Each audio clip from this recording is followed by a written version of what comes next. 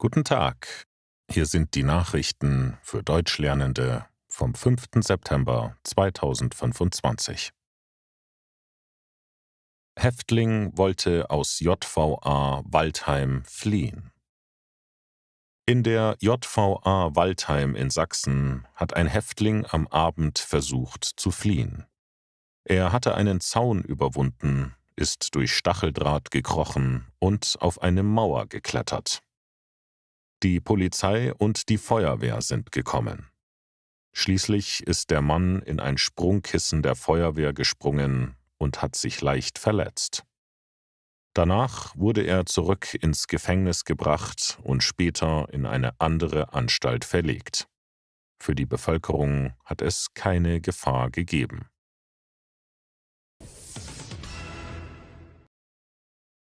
Schüler hat Lehrerin mit Messer angegriffen. In Essen in Nordrhein-Westfalen hat ein Schüler eine Lehrerin mit einem Messer schwer verletzt. Der Angriff ist am Montag in einem Berufskolleg passiert. Die Frau ist in ein Krankenhaus gebracht worden und wird später operiert. Der Täter ist geflohen. Ob er noch weitere Menschen angegriffen hat, ist unklar. Polizei und Rettungskräfte sind mit einem Großeinsatz vor Ort gewesen. Auch ein Hubschrauber hat den Bereich überwacht. Die Polizei hat das Gebäude umstellt und Spezialkräfte haben die Räume durchsucht. Ob eine Gefahr für die Bevölkerung besteht, ist noch nicht bekannt.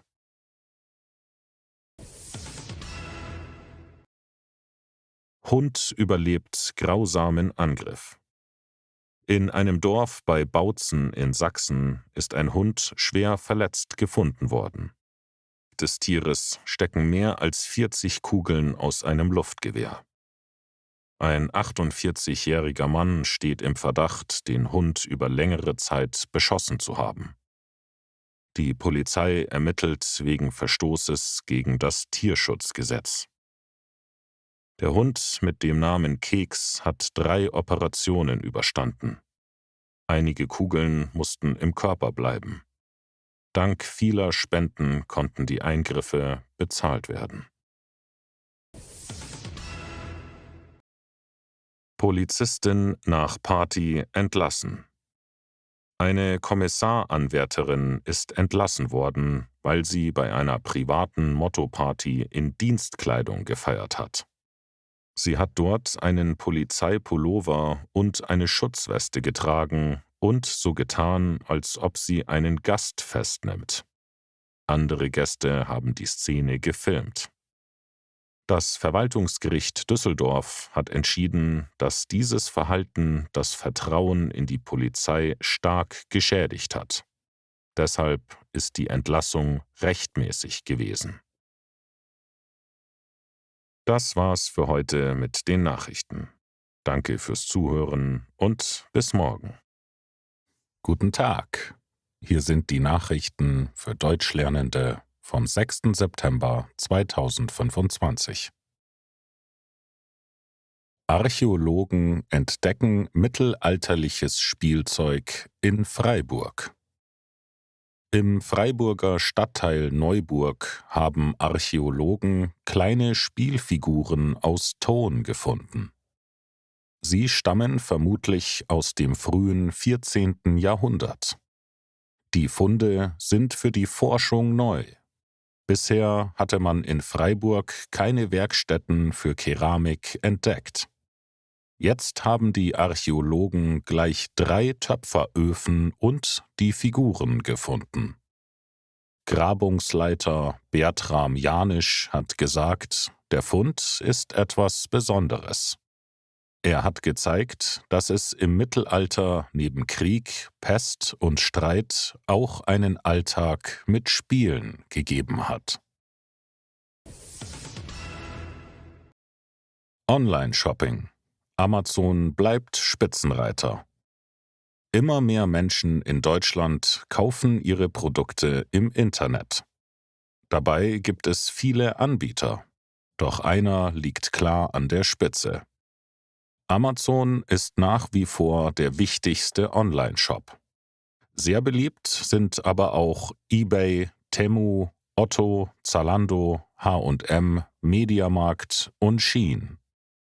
Die Zahl der Online-Käufer steigt weiter und soll bis 2029 fast 52 Millionen erreichen. Besonders oft nutzen die Deutschen dafür ihr Smartphone. Online-Shopping gehört damit längst zum Alltag. Vom Sitzenbleiber zum Physikstudenten. Luca Bolz aus Kiel ist 17 Jahre alt. Er musste einmal die 8. Klasse wiederholen und hatte viele schlechte Noten. Doch durch YouTube-Videos hat er Mathe und Physik neu entdeckt. Heute studiert er schon seit 2 Jahren parallel zur Schule Physik an der Uni Kiel. Am Anfang war es schwer, aber mit viel Fleiß hat er es geschafft und viele Uni-Credits gesammelt. Sein Wissensdurst geht noch weiter. Nebenbei studiert er sogar Maschinenbau auf Masterniveau und hilft im Rennteam Raceyard. Außerdem gibt er seiner Klasse Mathe-Nachhilfe, lernt Chinesisch und übersetzt historische Texte. Lush schließt Läden aus Solidarität mit Gaza. Die Kosmetikfirma Lush hat in Großbritannien für einen Tag alle Geschäfte geschlossen. Auch die Online-Shops waren in dieser Zeit nicht erreichbar. Schon früher hatte Lush eine besondere Seife verkauft und den ganzen Gewinn für psychologische Hilfe für Kinder in Gaza und im Westjordanland gespendet. Mit der neuen Aktion wollte das Unternehmen auf die Not in Gaza aufmerksam machen und zugleich politischen Druck auf die britische Regierung ausüben. Das war's für heute mit den Nachrichten. Danke fürs Zuhören. Guten Tag.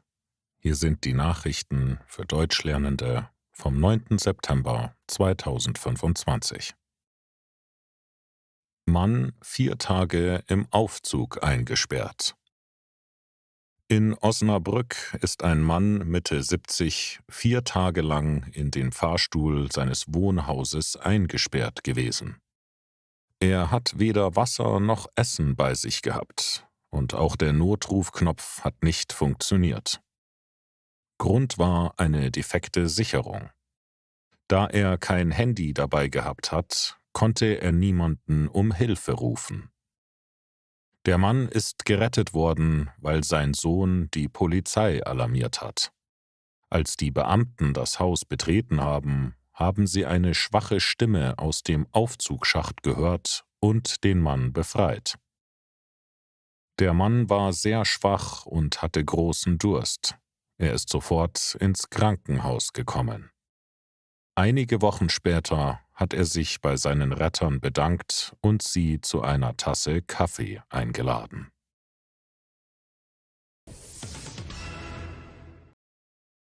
Frauen machen sich mehr Sorgen um die Rente. Eine neue Studie zeigt, viele Frauen in Deutschland sorgen sich um ihre finanzielle Zukunft. Mehr als die Hälfte würde gerne mehr Geld sparen, kann es sich aber nicht leisten. Über 1/4 der Frauen hat Angst vor Armut im Alter. Männer sehen den Ruhestand etwas positiver. 51% freuen sich darauf. Bei Frauen sind es 47%. Außerdem sparen 36% der Frauen gar nicht für die Rente. Bei Männern sind es 34%. Das zeigt, vor allem Frauen machen sich Sorgen um ihre finanzielle Zukunft. Nepal hebt Social-Media-Verbot auf. In Nepal hat die Regierung ein Verbot von sozialen Medien aufgehoben. Das Verbot hatte seit einer Woche für 26 Plattformen gegolten. Ziel war es, die Anbieter zur Registrierung und staatlichen Kontrolle zu zwingen. Doch die Entscheidung hatte große Proteste ausgelöst. Tausende, vor allem junge Menschen, waren auf die Straße gegangen. Bei Zusammenstößen mit der Polizei sind 19 Menschen getötet und über 100 verletzt worden. Immer mehr chinesische Firmen auf der IAA 2025. Zur Automesse IAA 2025 kommen so viele Unternehmen wie nie zuvor. Insgesamt nehmen 748 Aussteller teil, mehr als die Hälfte davon aus dem Ausland. Darunter immer mehr Firmen aus China. Das zeigt, dass die Messe internationaler wird, während die deutsche Autoindustrie im weltweiten Markt an Stärke verliert, besonders in China. In Deutschland haben chinesische Autos bisher nur einen kleinen Anteil. Doch ihre Zulassungen haben sich im Vergleich zum Vorjahr verdoppelt. Das war's für heute mit den Nachrichten. Danke fürs Zuhören und bis morgen. Guten Tag. Hier sind die Nachrichten für Deutschlernende vom 10. September 2025. Polen zerstört Drohnen in eigenem Luftraum. Polen hat nach eigenen Angaben Drohnen abgeschossen. Sie waren während russischer Angriffe auf die Ukraine in den polnischen Luftraum geflogen. Das Militär hat erklärt, dass die Operation zur Sicherung des Himmels noch läuft. Die Bevölkerung wurde gebeten, zu Hause zu bleiben und den Anweisungen der Behörden zu folgen. Als Vorsichtsmaßnahme haben die Behörden 4 Flughäfen geschlossen, darunter den internationalen Flughafen Warschau.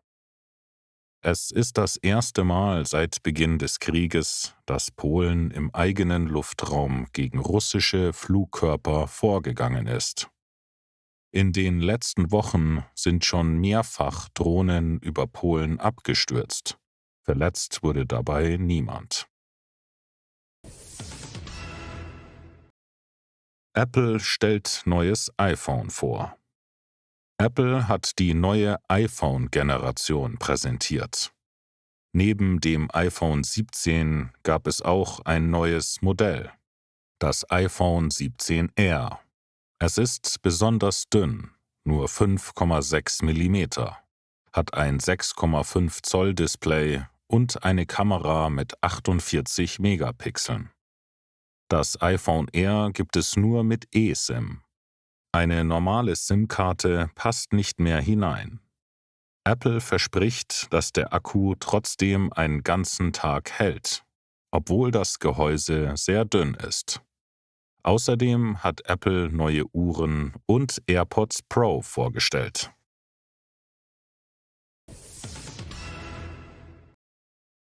Israel hat Hamas-Führung in Katar angegriffen. Israels Armee hat nach eigenen Angaben die Hamas-Führung in Doha angegriffen.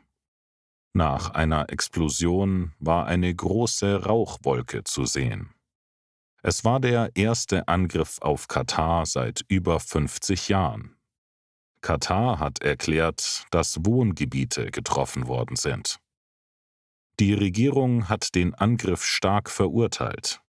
Israel hat gesagt, die Hamas-Führung ist für die Anschläge vom 7. Oktober und den Krieg verantwortlich. Ob Hamas-Führer Jalil al-Hajjar getötet worden ist, bleibt unklar. Neues Kurvenradar in Kärnten. Die Polizei in Kärnten hat ein neues Gerät zur Geschwindigkeitskontrolle eingesetzt. Es heißt Kurvenradar und misst auch in engen Kurven und auf unebenen Straßen zuverlässig. Ein Vorteil ist, dass es schnell an verschiedene Orte gebracht werden kann. So sind jetzt auch Kontrollen möglich, wo bisher keine Radarfallen standen. Das war's für heute mit den Nachrichten. Danke fürs Zuhören und bis morgen. Guten Tag. Hier sind die Nachrichten für Deutschlernende vom 11. September 2025. Viele arbeiten schon mehr als 8 Stunden. In Deutschland wird oft gefordert, dass die Menschen mehr arbeiten sollen. Eine neue Umfrage zeigt jedoch, viele arbeiten schon jetzt sehr lange. 62% der Befragten haben gesagt, dass ihr Arbeitstag mindestens 8 Stunden dauert. Ein Viertel arbeitet sogar noch länger. Doch nur 14% können 8 Stunden oder länger wirklich konzentriert arbeiten. Auch Überstunden sind für die meisten normal. Nur 6% machen nie Überstunden. Viele machen sie mehrmals pro Woche, einige sogar jeden Tag. Kein Wunder, dass viele am Abend müde nach Hause kommen. US-Aktivist Charlie Kirk nach Attentat gestorben.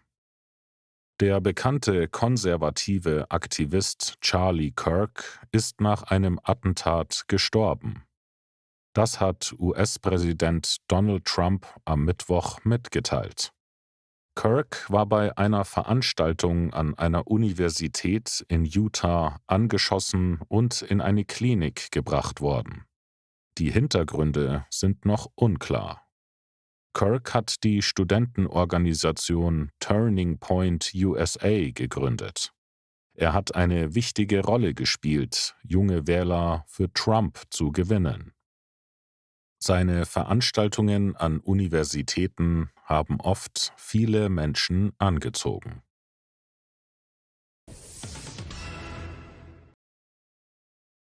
TOG stellt Limousine auf IAA vor.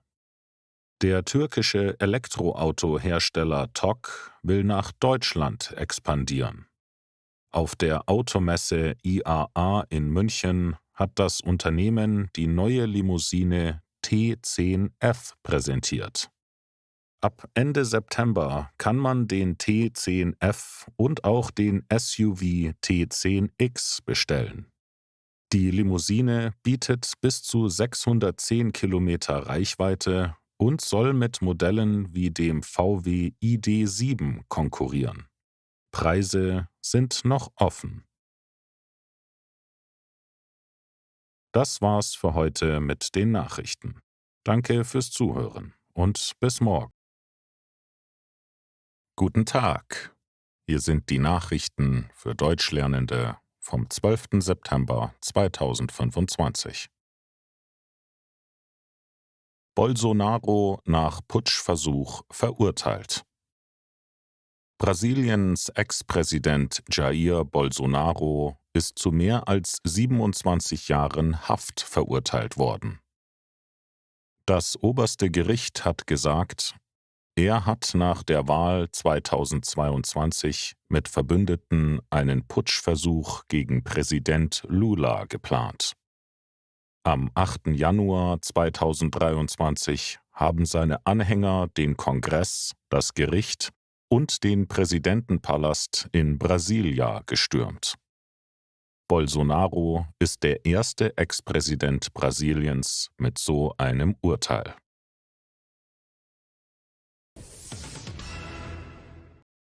Polizei warnt vor Sextortion. Ein 21-Jähriger aus Mainz hat intime Fotos über Instagram an eine unbekannte Person verschickt. Danach ist er erpresst worden. Die Täter haben gedroht, die Bilder an seine Familie zu senden und Geld verlangt. Der junge Mann hat das Geld bezahlt. Die Polizei warnt vor dieser Masche, die Sextortion heißt. Sie rät, keine privaten Bilder oder Daten an Fremde im Internet zu schicken.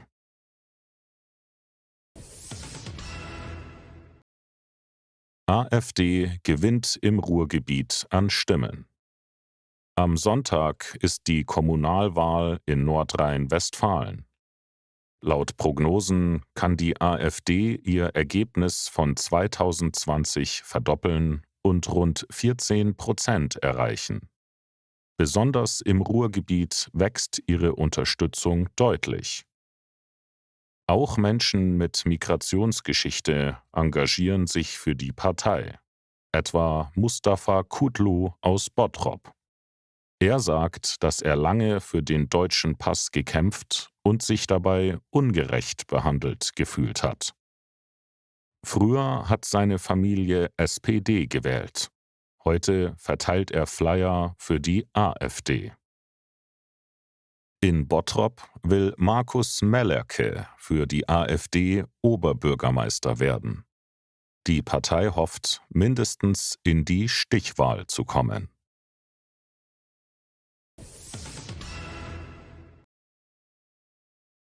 Gebrauchtwagenmarkt wächst. E-Autos verlieren stark an Wert. In Deutschland boomt der Gebrauchtwagenmarkt. 2024 wurden über 6,5 Millionen Autos weiterverkauft. Gleichzeitig gibt es Probleme bei E-Autos. Viele Leasingfahrzeuge aus 2021 und 2022 kommen jetzt zurück. Doch sie verlieren stark an Wert, weil Käufer lieber neuere Modelle mit besserer Reichweite wollen. Das war's für heute mit den Nachrichten. Danke fürs Zuhören. Guten Tag. Hier sind die Nachrichten für Deutschlernende vom 13. September 2025. Baby kommt auf Autobahn zur Welt. In Niedersachsen wollte ein Mann seine Frau ins Krankenhaus bringen. Doch sie hatte schon starke Wehen. Deshalb hielt er mit dem Auto an der A29 bei Wardenburg auf einer Grünfläche an. Dort wurde ihre Tochter geboren.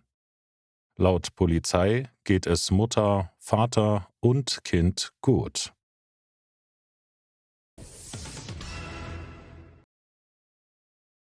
Erster Dönerladen in Essingen. In Essingen gibt es bisher keinen Dönerladen. Das soll sich im Herbst ändern.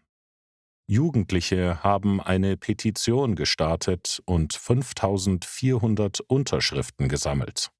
Sogar aus dem Ausland kam Unterstützung. Jetzt steht der Standort fest. Der ehemalige Gasthof Sonne wird umgebaut. Betreiber Batuhan Kaimakci will dort Döner verkaufen. Schon ab Ende Oktober soll es erste Portionen aus einem Imbisswagen geben.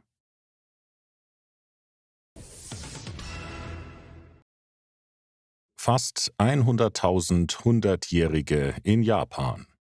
In Japan leben inzwischen fast 100.000 Menschen, die über 100 Jahre alt sind. 88% von ihnen sind Frauen. Die älteste Japanerin ist 114 Jahre alt.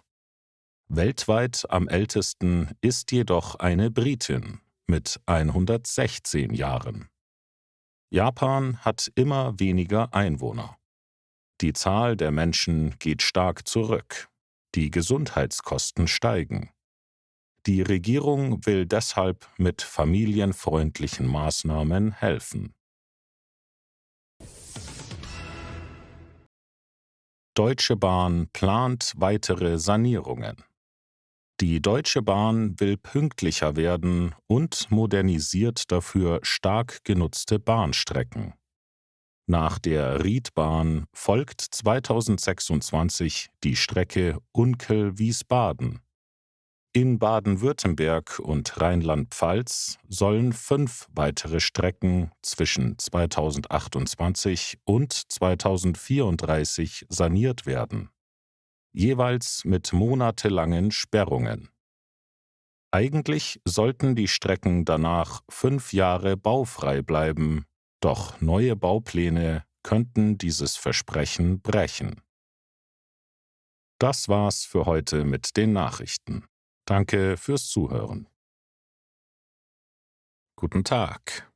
Hier sind die Nachrichten für Deutschlernende vom 15. September 2025. Deutschland ist Basketball-Europameister. Die deutsche Basketball-Nationalmannschaft hat in Riga die Europameisterschaft gewonnen. Im Finale hat das Team mit 88:83 gegen die Türkei gesiegt. Damit hat Deutschland nach dem Weltmeistertitel von 2023 nun auch den Europameistertitel. Für die deutsche Mannschaft ist es insgesamt die zweite EM-Goldmedaille nach 1993. Bester Spieler im Finale war Isaac Bonga mit 20 Punkten. Bei der Türkei war Alperen Şengün mit 28 Punkten der stärkste Werfer. Deutschland ist jetzt Welt- und Europameister gleichzeitig. Das ist bisher nur Spanien, Jugoslawien und der Sowjetunion gelungen.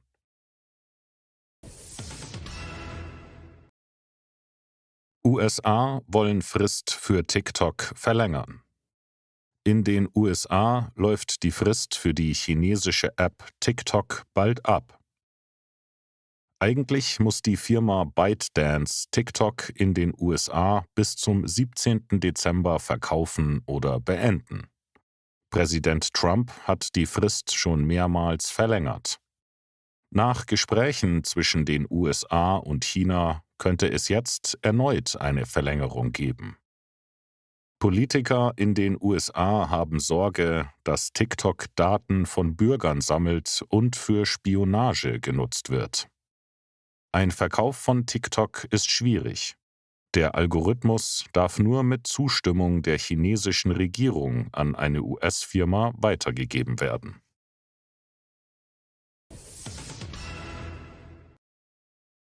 Weintrauben auf 8000 Quadratmetern gestohlen.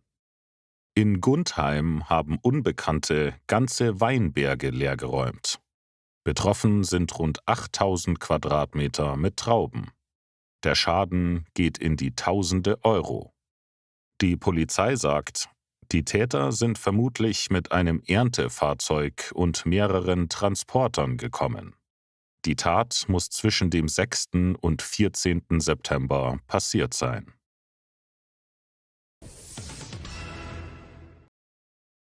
Drei Tote bei Unfall in Bedburg-Hau. In Bedburg-Hau hat es am Abend einen schweren Unfall gegeben. Ein Auto wollte überholen. Dabei hat der Fahrer die Kontrolle verloren und ist gegen einen Baum gefahren. Danach hat das Auto gebrannt. Der 28-jährige Fahrer ist im Auto gestorben. 2 Mitfahrer sind aus dem Wagen herausgeschleudert worden. Auch sie sind gestorben. Die Feuerwehr ist gekommen, als das Auto schon komplett gebrannt hat. Die Straße war bis in die Nacht gesperrt. Das war's für heute mit den Nachrichten. Danke fürs Zuhören. Guten Tag. Hier sind die Nachrichten für Deutschlernende vom 16. September 2025. Ford streicht Schicht in Köln. Für das Ford-Werk in Köln gibt es schlechte Nachrichten. Ab Januar 2026 soll die Produktion der E-Modelle Explorer und Capri nur noch in einer Schicht laufen. Bisher waren es 2. Grund sind die schwachen Verkaufszahlen. Von der Kürzung sind rund 1000 Beschäftigte betroffen. Erst vor 2 Monaten war schon ein großer Stellenabbau beschlossen worden.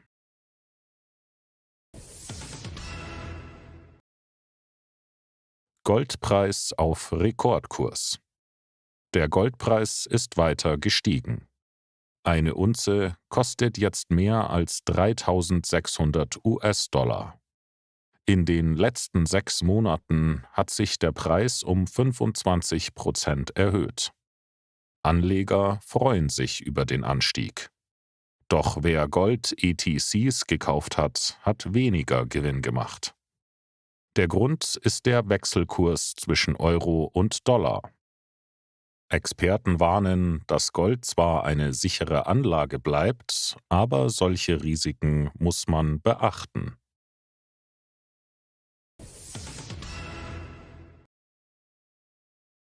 Vermisster Junge aus Esslingen. Richard Garbers aus Esslingen hat seit 2 Jahren seinen Sohn Jannik nicht mehr gesehen. Nach der Scheidung hat die Mutter das Sorgerecht verloren und ist mit dem Jungen verschwunden. Seitdem gelten beide als vermisst. Der Vater bittet darum, die Polizei zu informieren, wenn jemand Jannik sieht.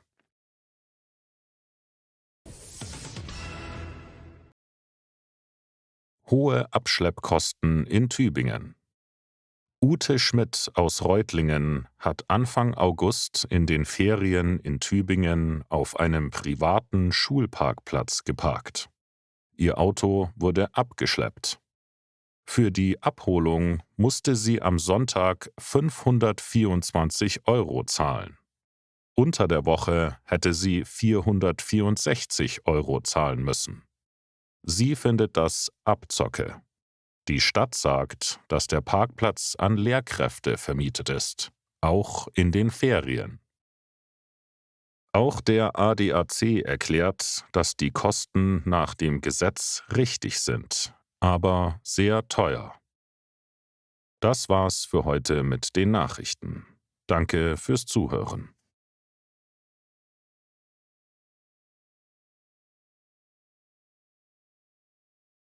Guten Tag. Hier sind die Nachrichten für Deutschlernende vom 17. September 2025. Jugendliche urinieren in Hotpot. Hohe Strafe.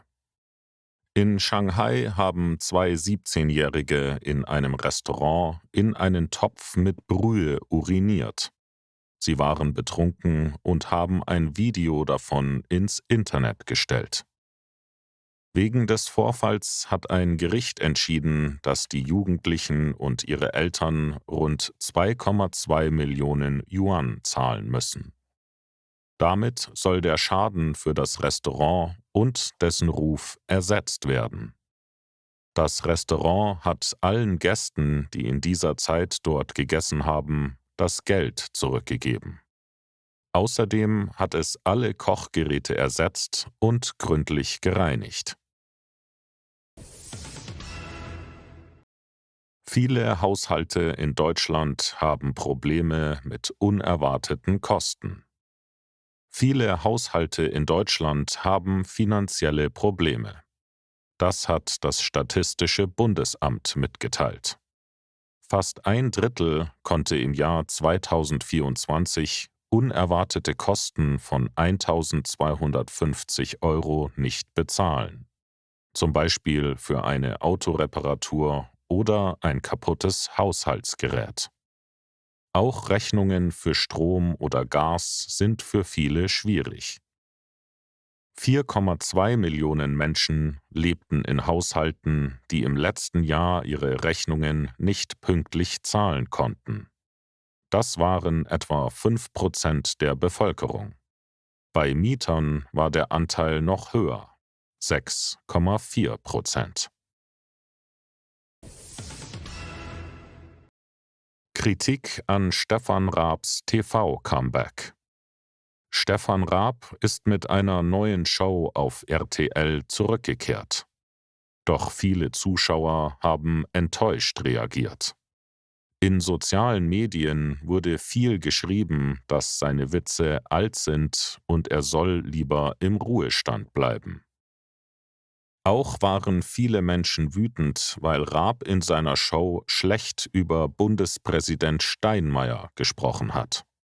Schon 2024 ist ein Comeback gescheitert.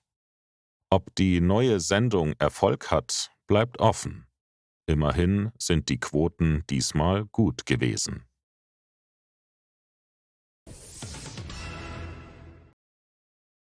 Tinder-Schwindler festgenommen. Der Tinder-Schwindler Simon Leviev ist am Flughafen in Batumi festgenommen worden. Leviev hatte sich als reicher Geschäftsmann ausgegeben und Frauen aus verschiedenen Ländern betrogen. Er soll mehr als 8 Millionen Euro erbeutet haben. 2022 hat Netflix eine Doku über ihn veröffentlicht: The Tinder Swindler. Dort erzählen Opfer, wie er sie belogen und um Geld gebracht hat. Leviev bestreitet die Vorwürfe bis heute. Das war's für heute mit den Nachrichten. Danke fürs Zuhören. Guten Tag. Hier sind die Nachrichten für Deutschlernende vom 18. September 2025. Ärger um Google-Bewertungen.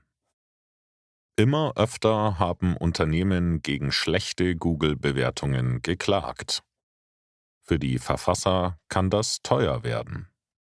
Auch Jörg Schöpfl aus Berlin hat das erlebt.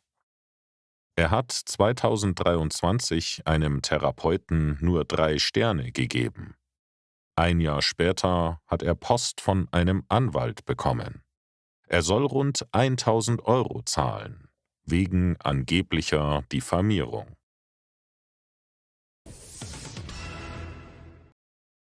Jerry Greenfield verlässt Ben & Jerry's. Die Eismarke Ben & Jerry's verliert einen Gründer. Jerry Greenfield hat nach 47 Jahren seinen Rückzug bekannt gegeben. Er sagt, die Marke habe seit der Übernahme durch Unilever ihre Unabhängigkeit verloren. Ben & Jerry's ist bekannt für politisches Engagement, zum Beispiel für Frieden und Menschenrechte. Greenfield wirft Unilever vor, diese Haltung zu blockieren. Sein Partner Ben Cohen will jedoch weitermachen und bleibt in der Firma. Die beiden hatten die Marke 1978 gegründet. Seit dem Jahr 2000 gehört sie zu Unilever. Mann ist nach Unfall in Landshut gestorben. In Essenbach ist in der Nacht auf Mittwoch ein 44-jähriger Mann gestorben. Er war stark betrunken. Der Mann wollte eigentlich mit einem Taxi nach Hause fahren. An einer Tankstelle ist er ausgestiegen und wollte zu Fuß weitergehen. Der Taxifahrer hat ihn wieder ins Auto gebracht. Doch während der Fahrt hat der Mann ins Lenkrad gegriffen. Der Fahrer musste anhalten. Der Mann ist erneut ausgestiegen und auf der Straße weitergelaufen. Dort hat ihn ein Auto getroffen und er ist tödlich verletzt worden. Der Taxifahrer hat noch versucht, andere Autofahrer vor dem Mann auf der Straße zu warnen und hat die Polizei gerufen. Das war's für heute mit den Nachrichten. Danke fürs Zuhören. Guten Tag. Hier sind die Nachrichten für Deutschlernende vom 19. September 2025. Antisemitischer Zettel in Flensburg. In Flensburg hat ein Ladenbesitzer einen Zettel ins Schaufenster gehängt. Darauf stand: Juden haben hier Hausverbot. Der 60-Jährige hat gesagt, er ist kein Antisemit. Er hat versucht, sich mit dem Krieg in Gaza zu rechtfertigen. Die Grünen in Flensburg haben den Zettel stark kritisiert. Sie haben gefordert, dass die Behörden schnell etwas unternehmen.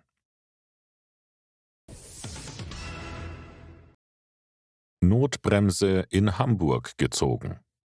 In Hamburg hat ein 27-jähriger Mann im Zug die Notbremse gezogen.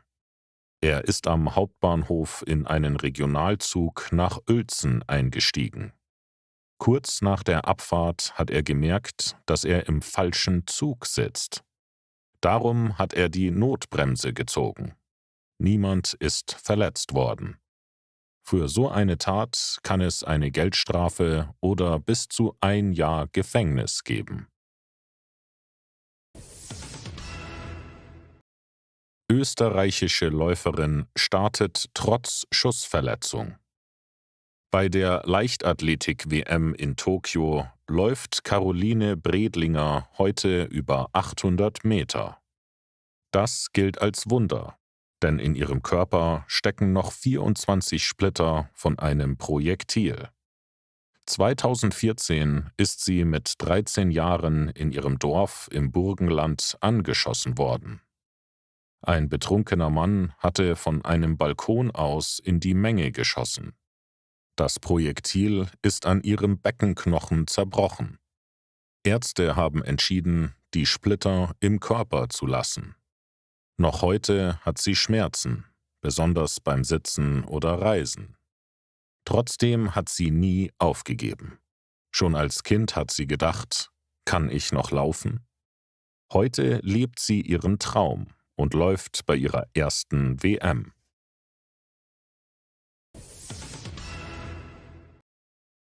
Schüttelpuppe warnt vor Gefahr für Babys. In Deutschland gibt es jetzt eine besondere Puppe. Sie ist groß wie ein echtes Baby und kann lange weinen. Wenn man sie schüttelt, leuchtet ihr Kopf. So sieht man, wie gefährlich das Schütteln für Babys ist. Schon kurzes Schütteln kann schwere Schäden im Gehirn verursachen. Manche Babys sterben daran. Ärzte benutzen die Puppe bei Infoabenden und in Kliniken, um Eltern zu warnen. Experten sagen aber auch, viele Eltern sind überfordert. Oft fehlt Hilfe von Familie oder Großeltern. Besonders Alleinerziehende oder Eltern mit Zwillingen haben es schwer. Das war's für heute mit den Nachrichten. Danke fürs Zuhören. Guten Tag. Hier sind die Nachrichten für Deutschlernende vom 20. September 2025. Hilft Alkohol beim Fremdsprachenlernen? Forschende aus Freiburg haben einen besonderen Preis bekommen, den Spaß-Nobelpreis in Boston. Sie hatten untersucht, ob Alkohol beim Sprechen einer Fremdsprache hilft. Vor 8 Jahren haben sie in Maastricht 50 deutsche Studierende getestet. Eine Gruppe hat Wasser, die andere Wodka mit Bitterlemon bekommen. Danach haben alle kurze Gespräche auf Niederländisch geführt. Muttersprachler haben die Gespräche bewertet. Ergebnis: Mit etwas Alkohol haben die Studierenden besser gesprochen und sich nicht überschätzt. Die Forschenden warnen aber, dass das kein Tipp ist, Alkohol zu trinken. Es ist nur um eine kleinere Menge gegangen. Riesen-Handyrechnung nach Marokko-Urlaub. Ein Franzose hat nach seinem Urlaub in Marokko eine Handyrechnung von mehr als 37.000 € bekommen. Dominique Lefevre hat gesagt, er hat sein Handy kaum benutzt. Der Anbieter Orange hat erklärt, dass er zu viele Daten verbraucht hat. Lefevre hat einen Anwalt genommen. Orange hat sogar seine Telefonleitung abgeschaltet, die er für seine Bar braucht. Am Ende hat Orange die Rechnung auf 500 € reduziert. Begründung: Lefevre ist seit 38 Jahren treuer Kunde. Oktoberfest startet in München. Heute startet in München das Oktoberfest. Um 12 Uhr wird das erste Fass Bier geöffnet. Münchens Oberbürgermeister Dieter Reiter schlägt den Zapfhahn ein. Im letzten Jahr hat er das Fass mit 2 Schlägen geöffnet. 1950 hat ein Oberbürgermeister dafür sogar 17 Schläge gebraucht. Dieses Jahr werden wieder über 6 Millionen Besucher erwartet. Zum Start ist das Wetter in Bayern sonnig. Betrunkener Lkw-Fahrer mit 145 Kilometern pro Stunde gestoppt. Auf der A3 bei Würzburg hat die Polizei einen Lkw-Fahrer gestoppt. Der Mann war betrunken und bis zu 145 km/h schnell. Erlaubt sind nur 80. Andere Fahrer haben die Polizei gerufen. Ein Test hat 1,08 Promille gezeigt. Der Fahrer musste den Führerschein abgeben. Gegen ihn wird ermittelt. Das war's für heute mit den Nachrichten. Guten Tag. Hier sind die Nachrichten für Deutschlernende vom 22. September 2025. Trauerfeier für ermordeten Aktivisten Charlie Kirk. In den USA ist der bekannte Aktivist Charlie Kirk erschossen worden. Bei einer Veranstaltung an einer Universität hat ein Mann auf ihn geschossen. Kirk ist sofort gestorben. Der mutmaßliche Täter ist in Haft. Bei der Trauerfeier hat Kirks Ehefrau Erika sehr bewegend gesprochen. Sie hat gesagt, dass sie dem Mörder vergibt. Die Antwort auf Hass ist Liebe, hat sie erklärt. Viele Menschen waren von ihren Worten überrascht und haben lange geklatscht. Zara testet Einkaufen ohne Kasse. In der Zara-Filiale in Stuttgart gibt es keine Kassierer mehr. Stattdessen zahlen die Kunden an Bildschirmen mit Karte. Die Kleidung wird in einen Kasten gelegt. Das System erkennt die Stücke automatisch und zeigt den Preis an. Dann kann man direkt bezahlen. Zara sagt, das macht den Einkauf einfacher und schneller. Verbraucherschützer warnen aber, dass Arbeitsplätze verloren gehen könnten. Schweiz bleibt Ziel Nummer 1 für Auswanderer. Die Schweiz ist das beliebteste Auswanderungsland für Deutsche in Europa. Anfang 2024 haben dort rund 323.600 Deutsche gelebt. In den letzten 10 Jahren sind über 31.000 dazugekommen. Auf Platz 2 liegt Österreich mit einem noch stärkeren Anstieg. Dort sind in 10 Jahren 68.000 Deutsche mehr hingezogen. Erst an 3. Stelle kommt Spanien. Dort leben aktuell etwa 128.000 Deutsche. Scan-Auto gegen Falschparker in Heidelberg. In Heidelberg wird seit dem 18. September ein neues Scan-Auto getestet. Es fährt durch 2 Stadtteile und kontrolliert parkende Autos mit Kameras. Das Auto erkennt, ob jemand einen gültigen Parkschein oder Anwohnerausweis hat. Noch gibt es keine Strafzettel. Es ist nur ein Test. Ein Scan-Auto kann pro Stunde bis zu 1000 Autos prüfen. Zu Fuß schafft ein Mitarbeiter nur etwa 50. Damit sollen die Kontrollen schneller und günstiger werden. Das war's für heute mit den Nachrichten. Danke fürs Zuhören. Guten Tag. Hier sind die Nachrichten für Deutschlernende vom 23. September 2025. Baby fährt allein mit dem Zug. In Niedersachsen ist ein einjähriges Mädchen allein mit dem Zug gefahren. Die Mutter wollte eigentlich mitfahren. Sie hat zuerst das Kind in den Zug gesetzt und wollte dann das Gepäck holen. Plötzlich haben sich die Türen geschlossen und der Zug ist losgefahren. Ohne die Mutter. Die Frau hat sofort die Polizei angerufen. Der Schaffner im Zug wurde informiert. 2 Mitreisende haben sich um das Kind gekümmert. In Uelzen haben sie es zur Bundespolizei gebracht. Um 20:15 Uhr konnte die Mutter ihr Kind dort wieder in die Arme schließen. Dem Mädchen ist nichts passiert.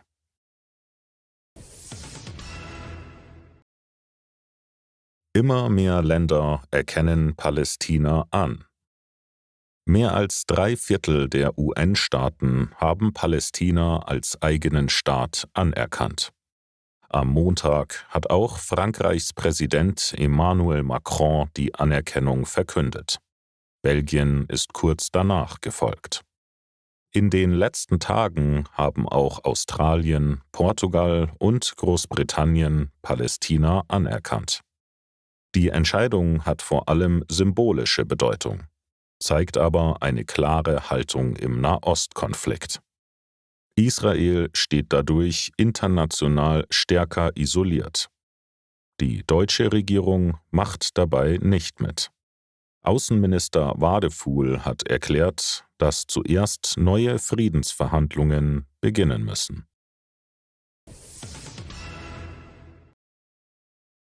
Streit um Ampelsymbole in Hildesheim. In Hildesheim gibt es Ampeln und Symbole von gleichgeschlechtlichen Paaren. Ein Mann hat dagegen geklagt. Heute wird der Fall vor dem Verwaltungsgericht Hannover verhandelt. Der Kläger sagt, die Umrüstung ist rechtswidrig. Er meint auch, dass die Symbole seinen Erziehungsstil stören. Das war's für heute mit den Nachrichten. Danke fürs Zuhören. Guten Tag, hier sind die Nachrichten für Deutschlernende vom 24. September 2025. Erneute Sabotage an Bahnstrecken in NRW. In NRW hat es wieder einen Angriff auf die Bahn gegeben. Heute Morgen hat ein Kabelschacht bei Heinsberg gebrannt. Die Strecke nach Lindern wurde gesperrt. Die Polizei sagt, es war kein Zufall, sondern eine vorsätzliche Tat. Schon gestern gab es einen ähnlichen Fall in Leverkusen. Unbekannte haben Kabel beschädigt. Dadurch ist ein Stellwerk ausgefallen. Die Hauptstrecke Köln-Düsseldorf war 17 Stunden gesperrt. Der Staatsschutz ermittelt jetzt in beiden Fällen. Söder will Handyverbot an Schulen verschärfen. In Bayern soll es bald ein strengeres Handyverbot geben. Ministerpräsident Markus Söder hat gesagt, Smartphones und Handys sollen an allen Schulen bis zur 7. Klasse verboten werden. Bisher war das Handyverbot nur in Grundschulen. Vor 3 Jahren war das Verbot gelockert worden. Seitdem konnten weiterführende Schulen eigene Regeln machen. Jetzt will die CSU wieder klare Regeln für alle. EU-Regeln. Modefirmen müssen Recycling zahlen. Die EU hat ein neues Gesetz für Textilien beschlossen. Hersteller müssen künftig die Kosten für Sammlung, Sortierung und Recycling von Kleidung, Schuhen und Heimtextilien bezahlen. Jedes Land soll ein eigenes System einführen und festlegen, wie viel die Firmen zahlen. Fast-Fashion-Hersteller können dabei stärker belastet werden. In der EU fallen jedes Jahr mehr als 12 Millionen Tonnen Textilmüll an. Arzt in Niederbayern wegen Betrugs angeklagt. Ein Arzt aus Niederbayern soll Krankenkassen betrogen haben. Er hat über 6.000 Hausbesuche abgerechnet, die er nicht gemacht hat. In mehr als 600 Fällen hat er Patienten nur am Telefon beraten, aber so getan, als hätte er sie persönlich besucht. Der Schaden liegt bei mindestens 1,6 Millionen Euro. Seit März 2025 sitzt er in Untersuchungshaft. Das war's für heute mit den Nachrichten. Danke fürs Zuhören. Guten Tag, hier sind die Nachrichten für Deutschlernende vom 25. September 2025. Viele Syrer kehren zurück.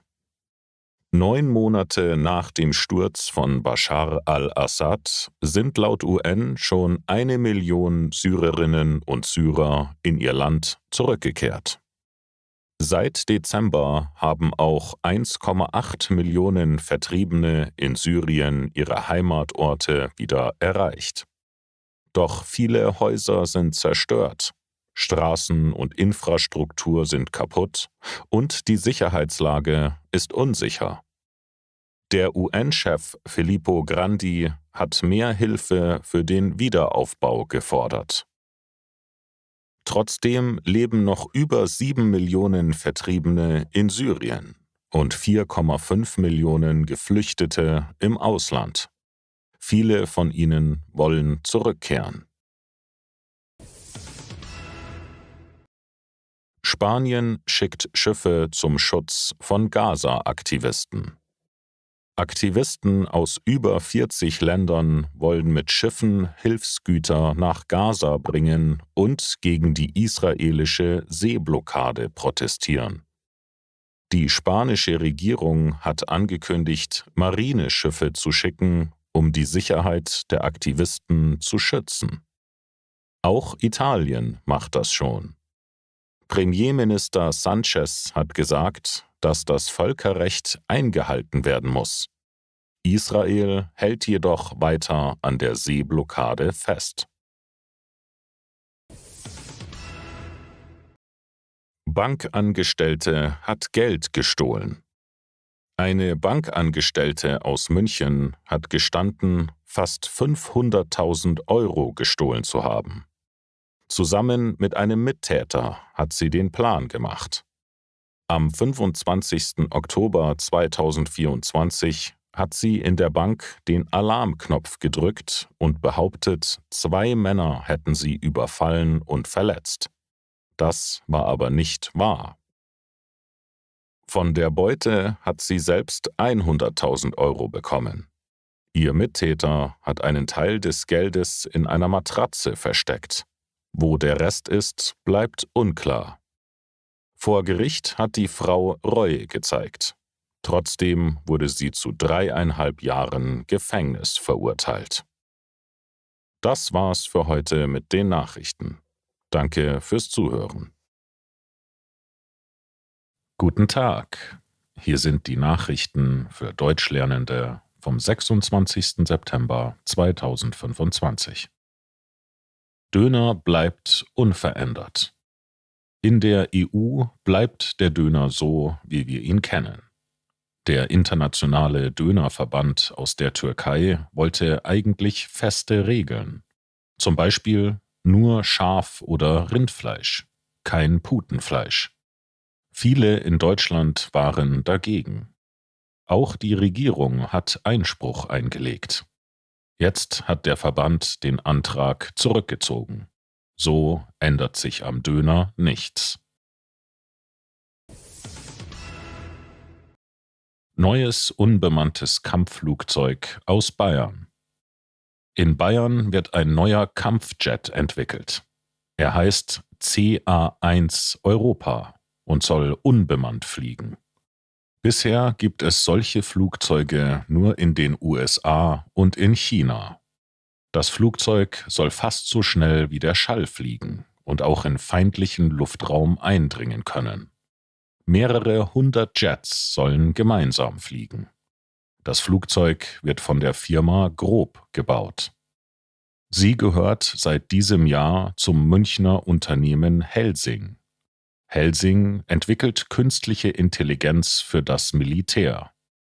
Diese KI soll den Jet steuern und im Einsatz selbstständig reagieren. Der erste Flug ist für 2027 geplant. Mehr Autodiebstähle bei Toyota und Lexus. In Deutschland hat es 2024 viele Autodiebstähle gegeben. Die Statistik zeigt, dass deutsche Premium-Marken seltener gestohlen wurden. Dafür sind Toyota- und Lexus-Modelle besonders beliebt bei Dieben. Vor allem der Lexus NX ist stark betroffen. Berlin bleibt die Stadt mit den meisten Autodiebstählen. Aber auch in Baden-Württemberg sind die Zahlen gestiegen. Einkaufstourismus nimmt zu. Immer mehr Schweizer kaufen im Ausland ein. Das zeigt eine Studie der Universität St. Gallen. Im Vergleich zu 2022 sind die Einkäufe um 10% gestiegen, sowohl im Geschäft als auch online. Online-Käufe von Kleidung haben besonders stark zugenommen. Auch Lebensmittel kaufen viele im Ausland. Beliebte Orte sind Konstanz in Deutschland, Pontarlier in Frankreich und Como in Italien. Der wichtigste Grund ist der Preisvorteil. Doch laut der Studie überschätzen viele Einkaufstouristen diese Vorteile deutlich. Das war's für heute mit den Nachrichten. Danke fürs Zuhören. Guten Tag. Hier sind die Nachrichten für Deutschlernende vom 27. September 2025. Merz will russische Vermögen für Ukraine nutzen. Bundeskanzler Friedrich Merz hat vorgeschlagen, eingefrorene russische Vermögenswerte für die Ukraine zu nutzen. Konkret will er einen Kredit von fast 140 Milliarden Euro ermöglichen. Dieses Geld soll die Ukraine für mehrere Jahre militärisch absichern. Der Kredit soll erst zurückgezahlt werden, wenn Russland die Ukraine für die Kriegsschäden entschädigt. Bis dahin bleiben die russischen Vermögen eingefroren. Bisher werden nur die Zinsen der eingefrorenen Vermögen genutzt, um die Ukraine zu unterstützen. Mann zerkratzt 30 Autos mit Kuchengabel. In Bad Driburg in Nordrhein-Westfalen hat ein 35-Jähriger mit einer Kuchengabel viele Autos beschädigt. Zeugen haben die Polizei gerufen. Die Beamten haben den Mann auf frischer Tat ertappt. Insgesamt wurden 30 Autos zerkratzt. Der Schaden beträgt etwa 100.000 Euro. Der Mann ist der Polizei bereits bekannt. Ein Richter hat entschieden, dass er in Gewahrsam bleibt. BMW ruft weltweit Autos zurück. BMW hat weltweit Hunderttausende Autos zurückgerufen. Grund ist ein Problem am Starter, das im schlimmsten Fall zu einem Brand führen kann, sogar wenn das Auto geparkt ist. In Deutschland sind rund 136.500 Fahrzeuge betroffen, in den USA fast 195.000. Es geht um viele Modelle, vom 1er bis zum X7 und Z4, die zwischen September 2015 und September 2021 gebaut wurden. BMW empfiehlt, betroffene Fahrzeuge nur im Freien und nicht in der Nähe von Gebäuden zu parken. Auf der BMW-Website kann man mit der Fahrgestellnummer prüfen, ob das eigene Auto betroffen ist. Die Reparatur ist kostenlos. Dabei wird der Starter getauscht, in wenigen Fällen auch die Batterie. Ob ein Ersatzwagen gestellt wird, hängt vom Einzelfall ab. Das war's für heute mit den Nachrichten. Danke fürs Zuhören. Guten Tag. Hier sind die Nachrichten für Deutschlernende vom 29. September 2025. Lottogewinn nach Monaten gefunden.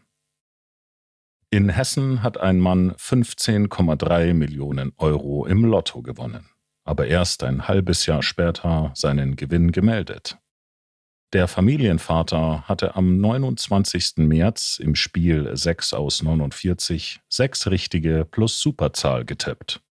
Danach hat er den Schein in seiner Jacke vergessen. Lotto Hessen hat lange nach dem unbekannten Gewinner gesucht, sogar im Radio. Jetzt hat der Mann den Gewinn in Wiesbaden eingelöst. Er sagte: Am Wochenende habe ich den Zettel in meiner Jacke gefunden. Als ich die Zahlen verglichen habe, war ich geschockt.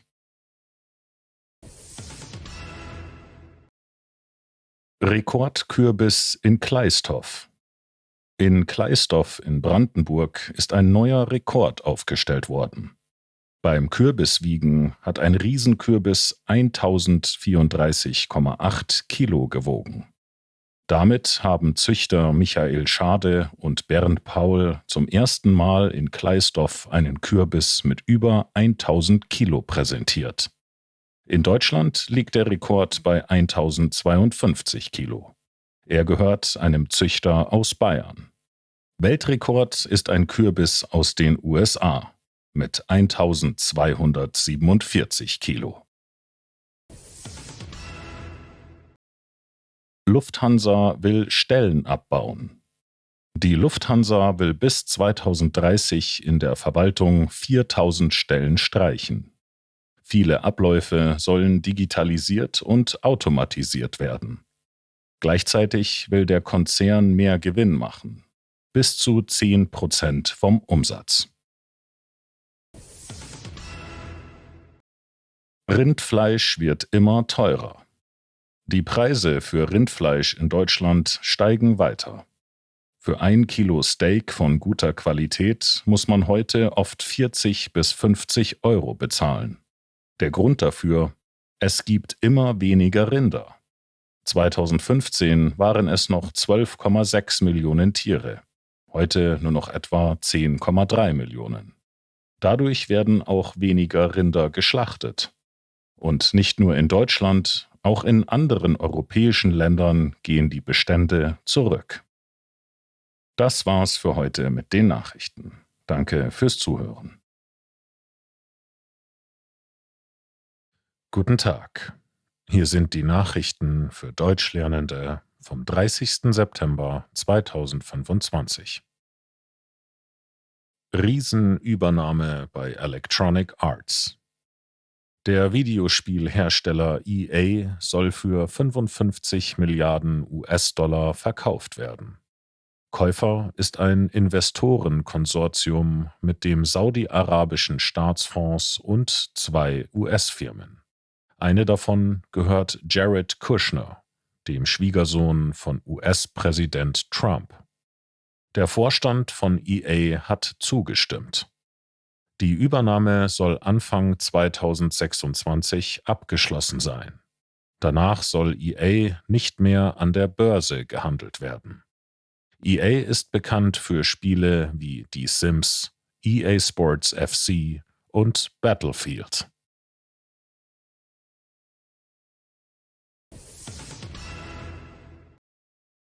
Haribo setzt Kastanienaktion aus. Haribo-Fans müssen 2025 auf eine Tradition verzichten.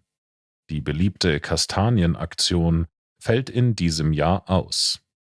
Grund ist die afrikanische Schweinepest, die sich in mehreren Bundesländern ausbreitet. Fachleute warnen: Auch Kastanien und Eicheln können das Virus übertragen.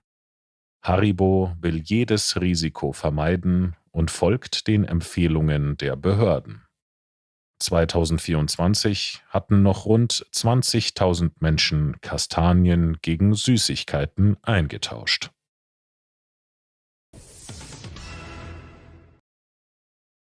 Neuer Knochenkleber aus China. In China haben Forschende einen Kleber entwickelt, der Knochenbrüche in Minuten heilen kann.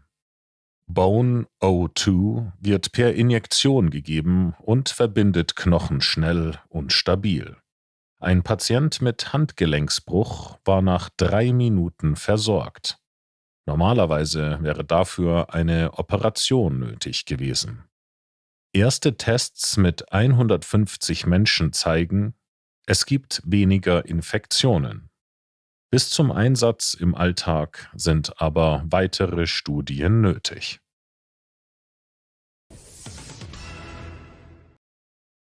Wohnungsnot für Studierende in NRW.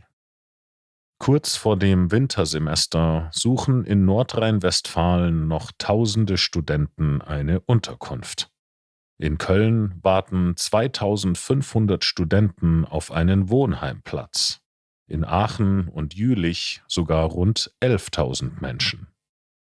Auch in Münster, Bielefeld und Bonn ist die Lage sehr angespannt. Der private Wohnungsmarkt ist oft zu teuer. Deshalb wollen viele ins Wohnheim. Doch in Bielefeld müssen Studenten dort bis zu 4 Semester warten. Die Studierendenwerke fordern mehr Neubauten und Sanierungen.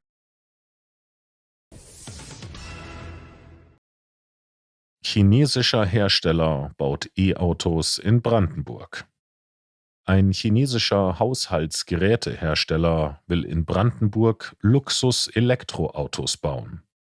Die Firma Dreamy plant dafür ein großes Werk nahe der Tesla-Fabrik und hat dies nun offiziell bestätigt. Das war's für heute mit den Nachrichten. Danke fürs Zuhören.